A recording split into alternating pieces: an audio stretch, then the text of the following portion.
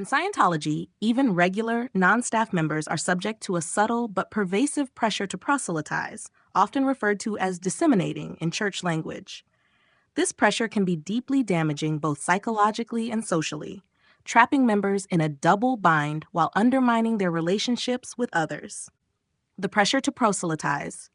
Scientologists are encouraged to bring others into the fold as part of their spiritual progression. This is framed as a moral obligation, since the church teaches that only through Scientology can individuals achieve true spiritual freedom and save the planet.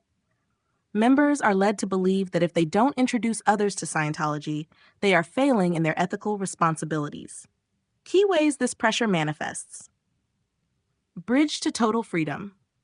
The progression on the bridge, the path of spiritual advancement in Scientology, often involves mandatory actions where you are expected to disseminate. You're subtly or overtly told that your own progress can stall if you're not helping others move up the bridge. Tone scale manipulation. Members may be subjected to assessments where their emotional state is evaluated based on the tone scale, a tool used to gauge spiritual progress. Not spreading Scientology can be interpreted as being at a low tone, which can result in stigma from the community. Subtle penalties. Members may also be concerned about the ethics consequences of not spreading the word. Ethics officers might question a member's commitment or even launch ethics handlings if the person is deemed not active enough in proselytizing. The double bind. A double bind is a situation in which a person is confronted with two conflicting demands, neither of which can be fulfilled without violating the other. In this case, the Scientologist is trapped in two competing realities. One, obligation to spread Scientology. The member feels obligated to bring friends, family, and acquaintances into Scientology, both for their spiritual salvation and to avoid negative consequences for their own progress. 2, maintaining genuine relationships. On the other hand, pushing Scientology onto friends or loved ones can damage personal relationships. Many people outside the church view Scientology with suspicion or outright hostility. Trying to proselytize can alienate these individuals, leading to strained or broken relationships. For the member, this creates intense cognitive dissonance. They want to maintain normal, healthy relationships, but they're also told that true spiritual progress depends on spreading Scientology. Either path leads to emotional suffering. Failing to proselytize feels like spiritual failure, while doing so often leads to social isolation. Covert control and manipulation. The Church of Scientology exerts covert control over its members by making proselytizing a key part of their personal spiritual advancement. This isn't framed as mere recruitment, it's positioned as a moral imperative for both personal and planetary salvation. The person feels that they're acting out of free will, but in reality, they're responding to deeply ingrained messaging that implies their own salvation is at risk.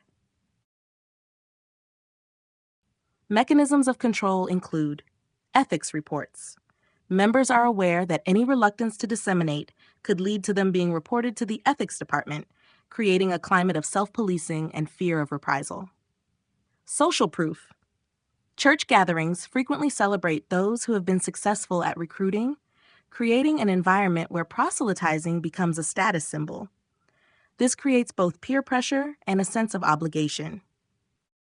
Damage to friendships and relationships. Scientologists who proselytize can seriously damage their relationships with non-Scientologist friends and family. Many people find the church's practices and beliefs controversial or even disturbing. When a Scientologist pushes these ideas, it can create resentment, mistrust, and emotional distance. Friends might start to avoid the person, seeing them as a mouthpiece for a controversial organization rather than a genuine companion. For the Scientologist, social isolation. Constant pressure to bring others into the church can lead to isolation as friends and family members pull away. This makes the individual more dependent on the church for social connections, deepening their commitment to the organization.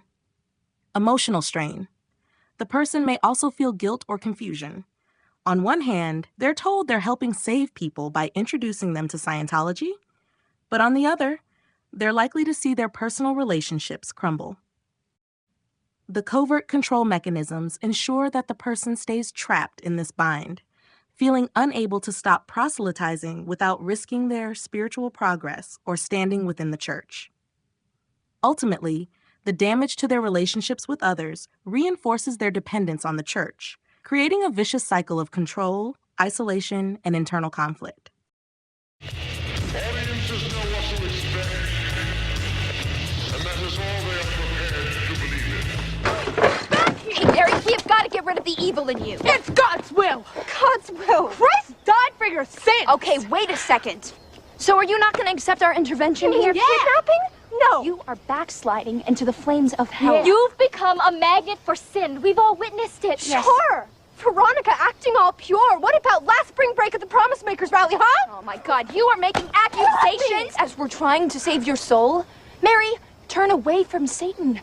Jesus, he loves you. You don't know first thing about love. I am filled with Christ's love. God, You are just jealous of my success in the Lord. this is not a weapon, you idiot.